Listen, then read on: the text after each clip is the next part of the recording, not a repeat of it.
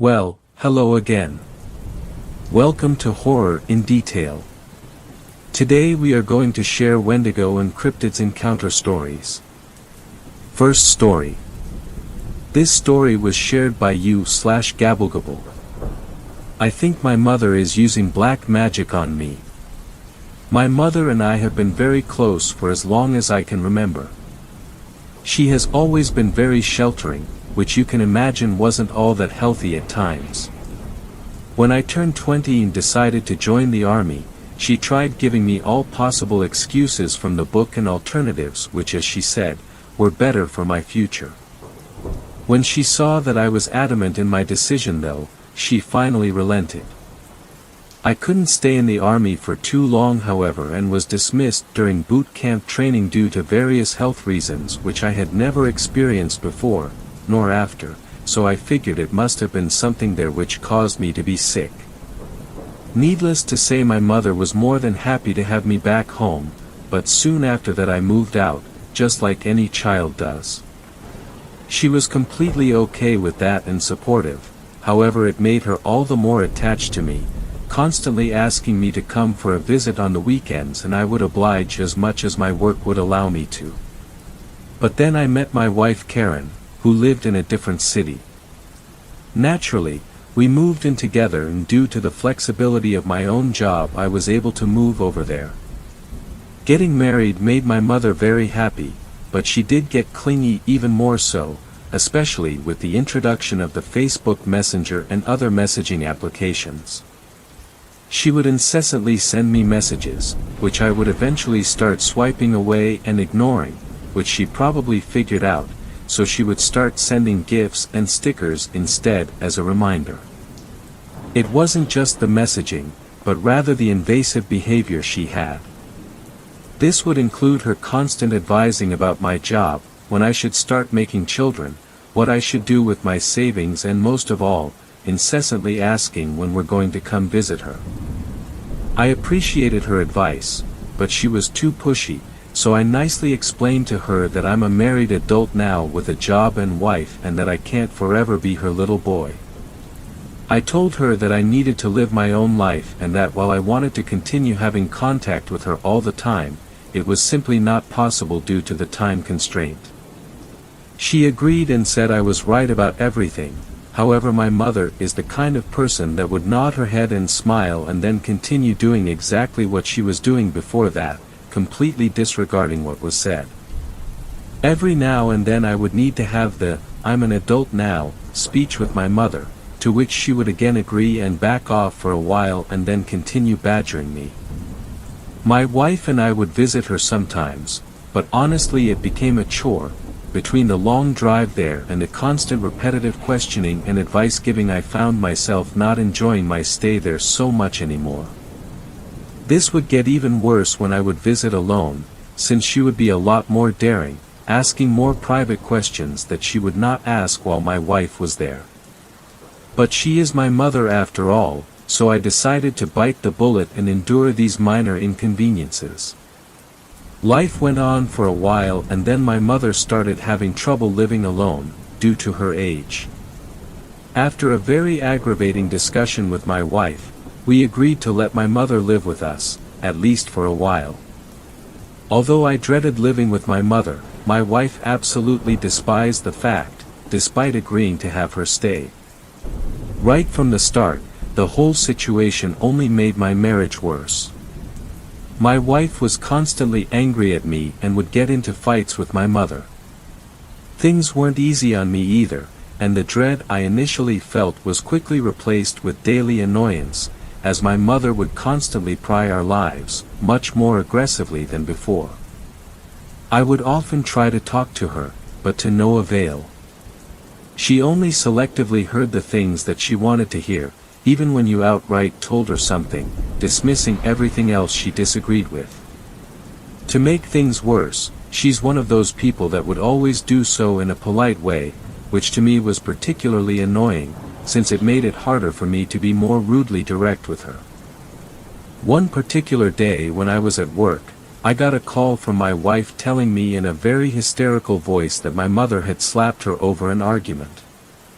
I quickly got home and asked my mom what was going on, but she just smiled and denied the whole thing, continuing to clean the dishes. When I cornered her about it, she just dismissed the whole thing in a matter-of-factly kind of way, not paying more attention to me now than she did when I was 5 years old and tried telling her about a movie or video game. I snapped and I slapped her in anger, something I immediately regretted afterwards. After a long discussion with my wife, we decided it was best to put her in a nursing home. Of course my mother was against the whole thing, pleading and begging before starting to curse at us, saying that we'll be miserable without her there. Although it pained me, I knew this was the right thing to do, since I had to choose between my mother and my wife, and ultimately I chose the one I liked seeing naked, that means my wife. Now this is when things started getting strange. Not long after putting her in a nursing home, strange things started to happen. Started off as minor inconveniences, burning or cutting myself while cooking or using tools, being late to work due to the heavy traffic, and on one occasion even contracting food poisoning from a fast food restaurant. Similar things have been happening to my wife, too. She said she would often break glasses or plates in the kitchen. Despite being really careful, her laptop or phone battery would suddenly die and her charger wouldn't work, etc. And on top of that we experienced random power outages almost every week. Calling the superintendent proved fruitless, as he said that no other tenants had complained about power outages. Further inspection by an electrician also proved that there was nothing visibly faulty going on and that we would just have to live with it until they fixed the issue. It gradually just got worse from there. I lost my wallet with all my documents and some money, and I was involved in a car crash, and the insurance company said they would likely not cover the damage. My wife's PTO was cancelled due to the colossal amount of work they had, so we had to cancel our travel plans. As annoyed as I was, things only got worse from there. I was fired from my job for constantly being late and unproductive, and soon after I slipped and broke my leg on the sidewalk. That meant that after my initial recovery in the hospital I would need to stay in bed at home for at least a few more months. To make things worse, my wife has been feeling sick, and when she went to the hospital she was diagnosed with cancer. Between me being jobless and with a broken leg and Karen having to go to the hospital on a daily basis, there was no way we could make ends meet. Karen asked her sister for help, but she was fighting a battle of her own, so there was no way she could lend us a hand. As much as it pained me, I gave my mother a call and she was more than happy to move in with us. I did specify that it was only temporary, but like I said, my mother was a selective listener and I didn't bother to explain twice. She helped around the house and assisted me whenever I needed it. Her relationship with my wife was better as well, and soon things only started improving. I healed and got a new, better job, and my wife had somehow miraculously beat her cancer. The doctors were all in awe. They said they'd never seen such a quick recovery. The cancer had practically disappeared overnight. Everything else was falling in place as well. My wallet was recovered, which saved me a lot of trouble and money of getting new ID, and the insurance company covered the damage on my car from the crash. Life was finally returning to normal. I thanked my mother for everything she did for us and told her that while I appreciate everything, Karen and I needed to work on our marriage and that we needed space for that. Just like last time, she started shouting obscenities at us, cursing and calling us ungrateful shits, saying that if we kick her out bad things will happen to us again. I couldn't really stand to argue with her, since talking to her was like talking to a wall, so I just placed her back in the nursing home, feeling guilty for doing so after all she's done for us. For a while everything was okay, but then things started to happen again. It was like a streak of bad luck every day, which only got worse.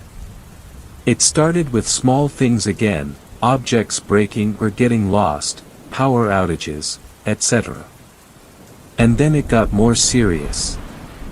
I was almost run over by a truck driver who drove through the red light, and I'm sure the only reason I didn't get killed then was because it served as a warning. My wife has been complaining of feeling sick every day that week, and I knew right away what that was.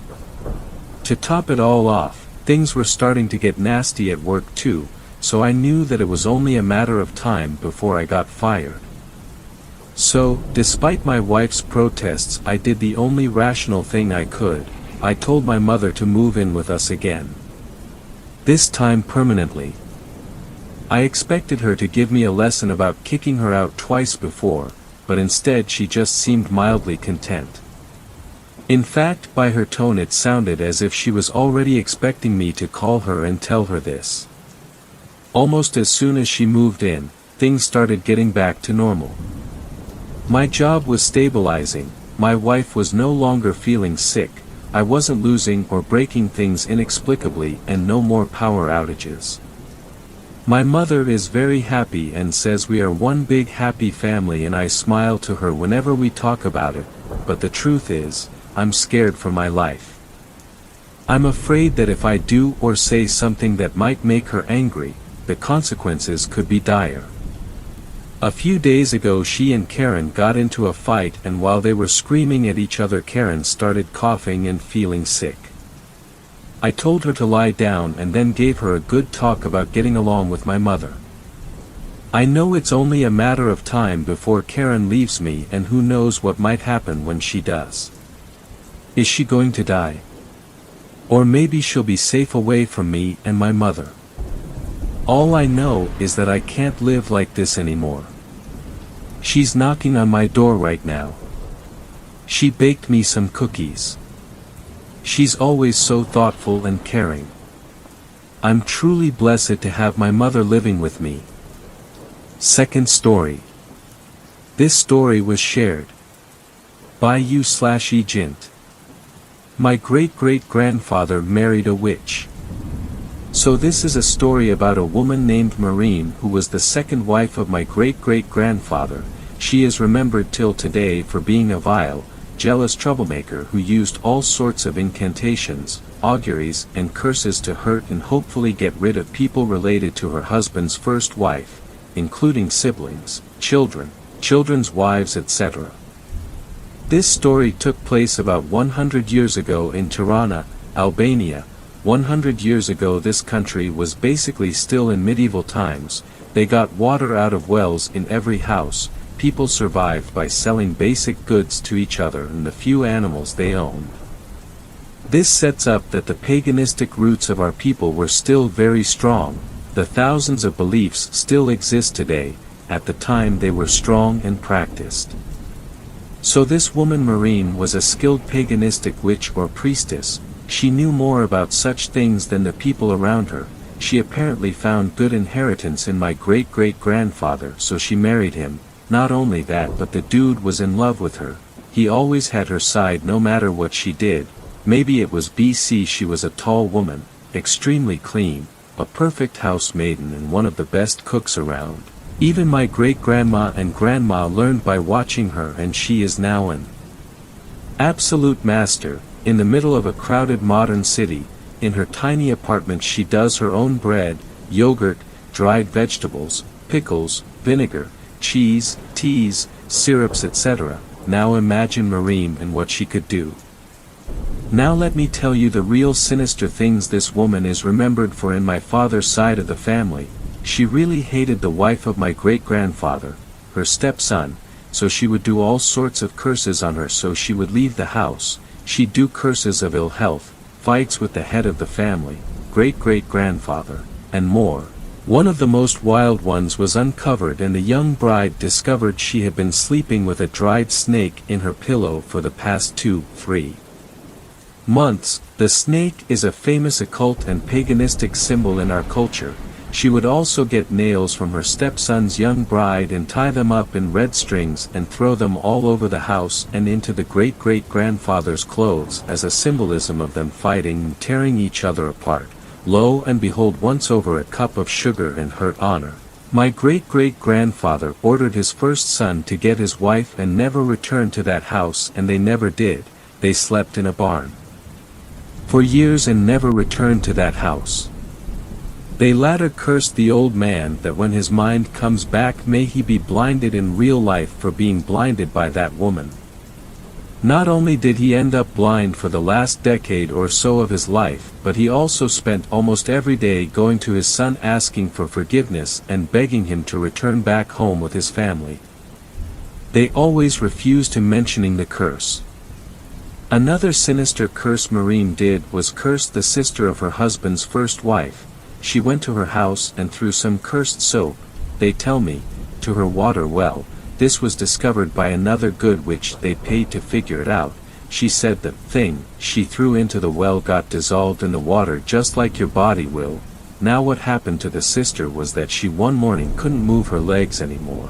She had sensation in her legs, she had feeling but couldn't get up and walk. The doctors couldn't figure it out either, so the good witch did a counter curse that meant the break of the first curse upon the death of its caster. The sister stayed unable to walk for about 15 years until, you guessed it, the death of Maureen. 2 days after her death the sister walked on her all fours and got better with time until she could walk properly. Now I thought I had to share this BC. This is a wild history never forgotten in our family. I'd love to hear your thoughts and if you ever had to deal with anything like this. Third story. My brother was the tutor to a brat. Suddenly, the kid's behavior changed. At the time when this incident took place, my brother had just completed his graduation and was looking for a job, preferably a government job. But with the current state of vacancies and intermittent nature of the public service exams, he knew that it would take him at least a year to get the job he wanted. This, added with the financial crunch our family was going through at that time, made my brother desperate to earn some quick money. But as luck would have it, he couldn't find any job that was paying enough to support himself, let alone to support our family. It was at this time, when he was about to lose hope and accept a low-scale job with a meager salary, that an opportunity came to him out of the blue. My brother's former tutor, who loved my brother a lot and was aware of our financial degradation, recommended my brother to the family of one of his students. The student needed a tutor for his arts-based subjects and asked his tutor if he knew anyone good. All my brother needed to do was to meet the family and give a nice impression. In addition to this, the family lived close by, so my brother didn't want to lose this opportunity. Luck seemed to be on my brother's side as he got the job almost immediately. The family seemed very nice and hearty, especially the grandmother, who was a retired bank manager and now lived lavishly on a hefty pension. The only problem was the kid himself. My brother had not seen such a spoiled brat before. Arrogant, horrid, entitled, that kid roamed around like he owned the place, giving orders, throwing fits and behaving rudely with everyone. Apparently, he had some sort of a life-threatening phase up until he's 15 years old. He was 10 at that time, as told by their family astrologer, for which everybody felt hesitant scolding and punishing him for his actions, fearing that maybe it will put his life in danger. And that kid took advantage of this hesitance to the fullest. But for some reason, the kid behaved quite normally in front of my brother, which maybe was one of the primary reasons behind his quick selection. Maybe it was because my brother is almost 6 feet tall, well-built and muscular, so people found him quite intimidating. Anyways, my brother started teaching him the day after his selection. The remuneration was quite handsome, so my brother gave it his best and tried not to have any grievances held against him. Plus, the controllable tantrums of that brat made his job pretty smooth.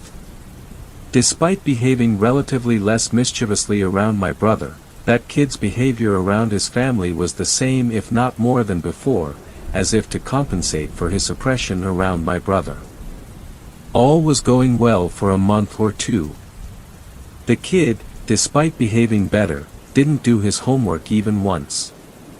When asked why he doesn't do his homework, he would give the same reply that he doesn't like homework, 'cause it's boring.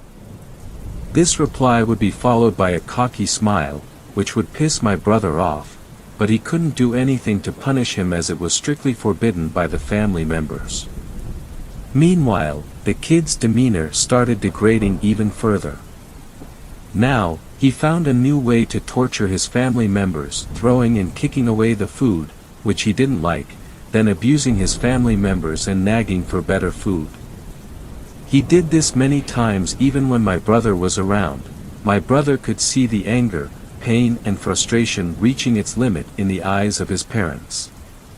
Like, at any moment, the bomb could explode and destroy everything. But it didn't, rather they took it surprisingly well, and fulfilled his every wish. Things began to get strange from this point onwards. The next day, when my brother went to their house for his usual tutoring, he expected the usual carelessness, arrogance and cockiness, but he was surprised to see that the kid was calm, composed and silent. Moreover, he had done his complete homework for the first time in months. Seeing such a sudden and unexpected transformation made my brother curious. He asked the kid if he was sick, but he didn't reply and just continued studying. During the entire class, he didn't even speak once nor exuded any of his usual behavior. Furthermore, he also ate his entire meal, without any complaints and nagging, an oddity considering how he behaved for so many months. Confused, my brother asked his grandmother if something was wrong with him. After the classes got over, she replied that he was given a special medicine called burnt water, locally known as jalpra, to keep him calm and turn down his naughtiness a bit. She told my brother not to worry as it is perfectly safe, and just a measure to keep his behavior under control. My brother was skeptical of this so-called medicine but didn't want to drag this topic anymore, so he agreed with her and asked for his leave. As the days passed by, the kid's behavior became stranger and stranger. He completely stopped talking during his tuitions.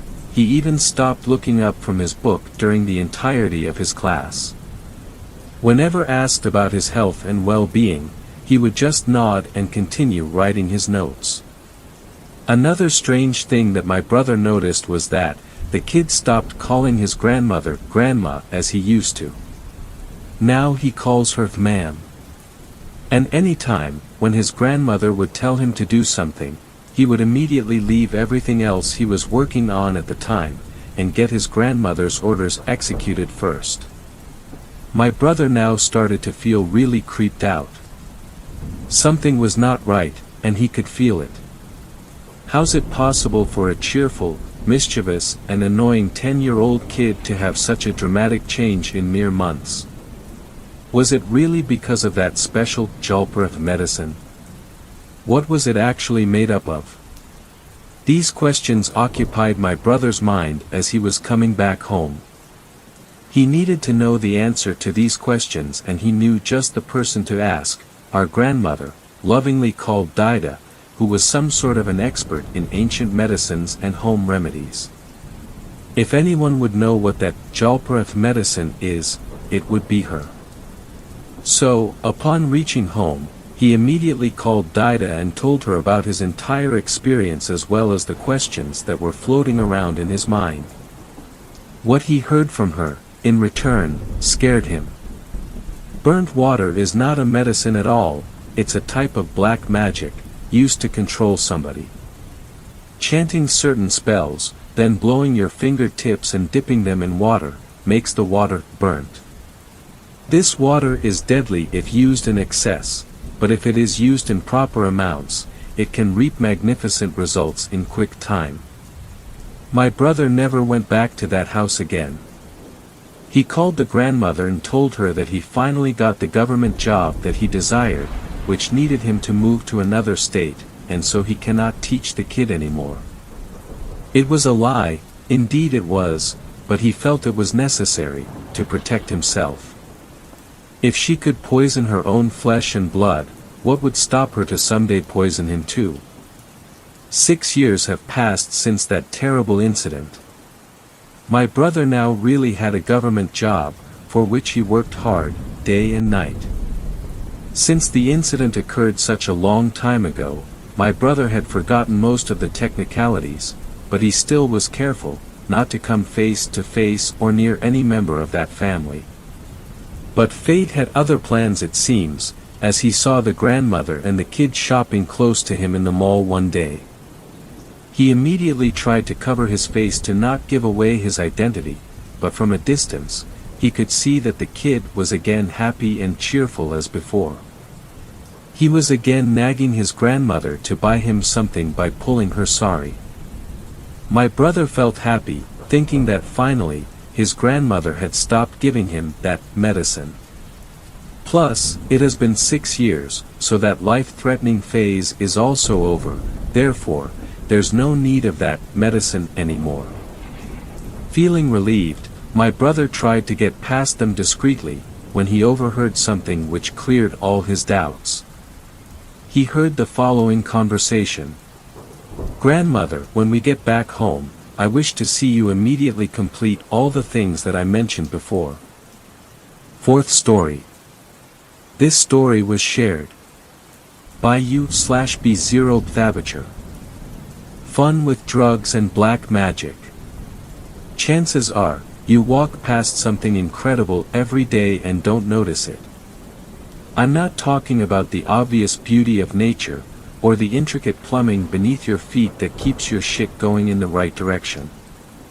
I'm talking about things that go bump in the night, and during the day too. Things your parents and the TV told you were myth. But I can tell you with full confidence, most of them are real. In 2014, New Orleans was a city I reluctantly called home. I was an illegal jack of all trades at the time. I sold coke, weed, I arranged escorts of all sexes and sizes for tourists, I pickpocket Texans who got too drunk during Mardi Gras, I did it all. I was lovingly referred to by one of my employers as a walking talking disease. I was quite flattered by this. If you move among the bottom feeders of NOLA, you might find an unusual amount of interest in the occult among your peers. I'm not just talking about voodoo, we had OTO, Freemasons, witch, Satanism, Lavienne and others, you name it. From Chicken Man to Anne Rice, NOLA is full of more boo and woo than you can shake a ceremonial dagger at. At the time I thought it was great fun. If you study the thing you'll very quickly find out why so many three-letter agencies in the government are interested in black magic. For example, there is a powder you can blow in someone's face, and if done right, they will do whatever you tell them for a time and have no memory of it. Or kill them, watch your dosage on the elderly. It was my interest in this sort of thing that led me to join what I will refer to as the Black Lodge. The Black Lodge does not actively recruit, and there are no grades or ranks. The idea is to push the limits of accepted knowledge about psychology and spirituality, and then record what happens. The problems didn't really start until we began to experiment with the Goetia and psychedelics. You see, many rituals are done with the intent of summoning some sort of entity and then asking it to do things for you. We couldn't scientifically prove the entities exist because we couldn't see them. But this was about to change. We were told by someone I won't identify that there is a tea one can drink that if made properly, will allow one to see spirits and entities. We brewed it, drank it, and began our summoning. We called forth Corazon. Among all the thelemic entities we could have produced from the ether, this is the most dangerous. Especially to us, for reasons I will explain later. I could waste your time with the foreplay, but I won't. He showed up. Unlike last time we had attempted this, however, we could see him. And he could see us. To look at him was sickening. When you say demon, most people think of some cheeky little imp that looks like Mr. Tumnus from Narnia. Real demons are horrifying. We all saw him differently, I found out later. What I observed was a tall, lanky, disgusting humanoid full of spikes and open sores.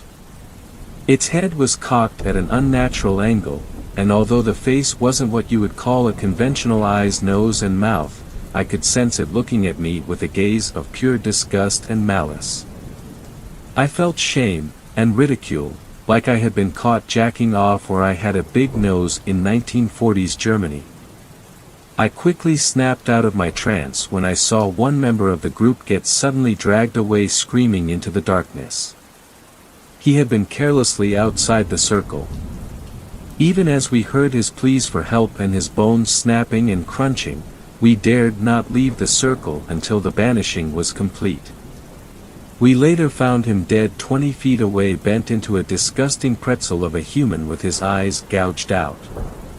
We didn't know it at the time, but there was no coming back from here. Fifth story. The Witch Children in the Woods. This is a personal story that happened to me a few years ago when I was 26. I've been too scared to talk about it until now out of fear of being made fun of, so here is my story. Call me Sarah. 4 years ago, my great-grandmother passed away at the age of 98. We were close all the way into my adult years, so the death hit me hard. She lived in a one-story house in a rural town 30 minutes outside of Springfield, Missouri. Her house sat on a large and heavily forested piece of land. There was a large hill several hundred feet behind the house that dropped off into a creek. I spent almost my entire childhood staying on this piece of land and had learned how to take care of it and the house. After the funeral services, I volunteered to stay and take care of the land while my family decided on what to do with it. Unfortunately, I wasn't able to buy the land, so I wanted to spend as much time out there as I could.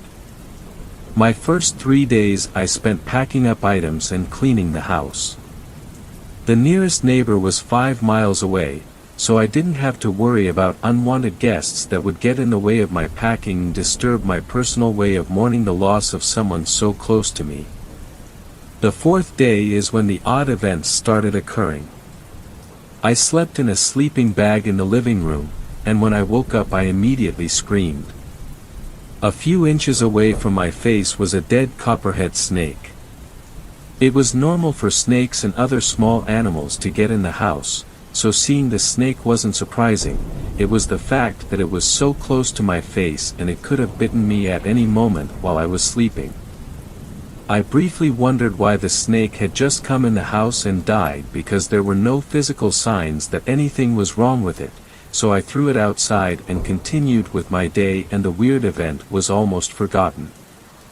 Later that evening I decided to go for a walk through the woods to enjoy the nice weather and reminisce about the good times I'd had in the woods and all the games I used to play. I was walking along an old path that led to a well. The path was narrow and was close to the drop-off that led to the creek. I heard a branch snap behind me and instinctively turned my head. I didn't see anything, so I assumed it was an animal and continued walking. Just a few minutes later I heard a snap to my left and turned to look again, but I still didn't see anything. I started to worry that I was being stalked by something, but it was rare to see large animals in this area, so I continued walking. I heard a third snap directly in front of me, but now instead of being worried, I was upset. I was convinced that someone else was out here trying to scare me, so I shouted at what I assumed to be a person. "Go away!" And everything went uncomfortably silent. But I started to hear footsteps approaching in front of me, but I couldn't see anything. They got faster and faster until whoever or whatever it was running right at me. I covered my face with my arms and waited to be attacked by some invisible person, but the footsteps stopped. I slowly lowered my arms, but instead of seeing a person, a bobcat, or even a bear, I saw a gigantic spider in the middle of a web I hadn't noticed before. If I would have taken one more step, I would have ended up being bitten. I turned and ran as fast as I could through the overgrowth and back to the house. I was spooked, but I was out in the middle of the woods, and sometimes things like this happened. I knew this land and the house well, so I pushed through the night, and the next 2 days, nothing out of the ordinary happened. I started yard work my second week staying out at the house, and it wasn't bad. I'd actually found some old trinkets from my childhood that I'd buried under a tree. While I was picking up fallen branches from a storm the previous night, I noticed a clump of hair was caught in one of them. I remember its color being brown and black, and considered the possibility of it being a rare encounter with a bear, but there were no tracks that I could see. I brushed it off again, but I was starting to think that maybe someone else was staying on the property, and that upset me. I decided to stay up late to see if I could catch the person in the act.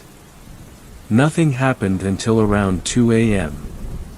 I remember everything so vividly because of how terrified I was. It started with branches crunching and the sound of the wheelbarrow I'd been using earlier falling over. I readied my flashlight and a small knife just in case whoever it was got violent. I heard them step onto the front porch and pull at the screen door, but they quickly abandoned it and instead started walking around the house. I could hear them scraping something sharp against the house, and I was furious.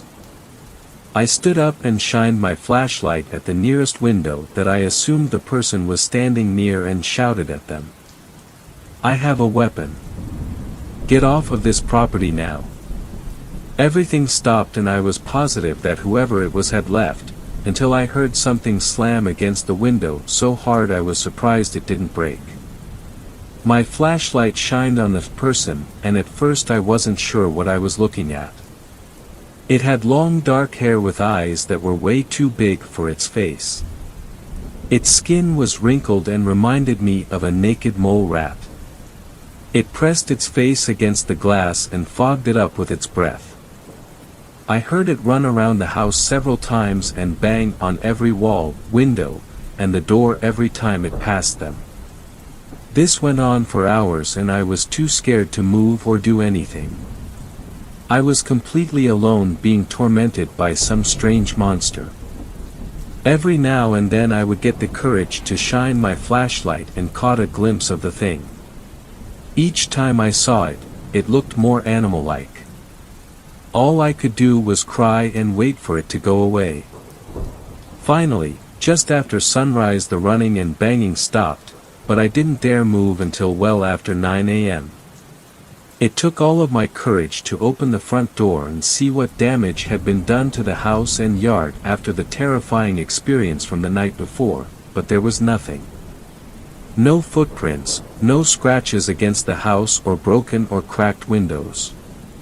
It was almost like I'd imagined the whole thing, but I knew what I saw and had experienced was real.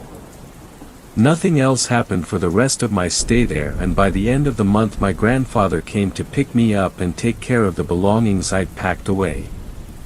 I was still terrified by what had happened, but I had almost convinced myself that I'd imagined it until my grandfather spoke to me. He told me that he was happy that this land was being sold and how much he hated growing up here. When I asked him why, his answer seemed to validate my experience. Now, my grandfather is a serious no-nonsense man. He was the type of person that stayed quiet, but when he did speak you'd better listen because it was important. He was a hardened war veteran and devoted Christian, so things like paranormal and supernatural were just fairy tales to him. He made sure to tell his children and me and the rest of my siblings and cousins that. He told me how his mother, my great-grandmother, would always try to scare him and his sister with stories about the land being guarded by monsters. The story says that these monsters, hybrids is what he called them, were the children of falsely accused witches. The people living in the area back when this was going on claimed that the children were part witch and part animal and needed to be killed, so they were left in the forest to die. He said that when the witch children died, They came back as spirits and claimed the woods as their own, and any unwelcome visitors would be tortured until they were literally scared to death. Just how their falsely accused mothers had been scared when they had been killed.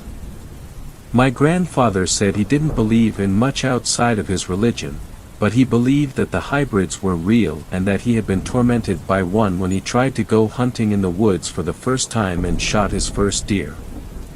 He believed he had upset the hybrids by killing an innocent animal and never stepped foot on the land with a weapon, and they finally left him alone. Maybe this is a foolish thing to believe, but I believe that the story my grandfather told me is true simply because we both had similar terrifying experiences.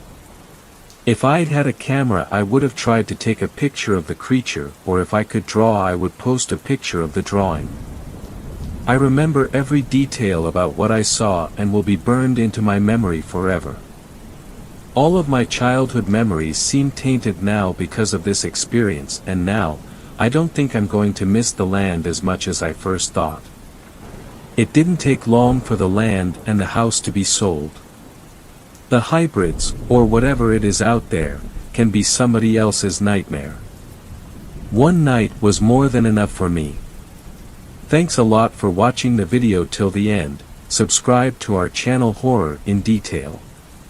Drop your opinions/suggestions in the comments section, and like the video as it helps with the YouTube algorithm.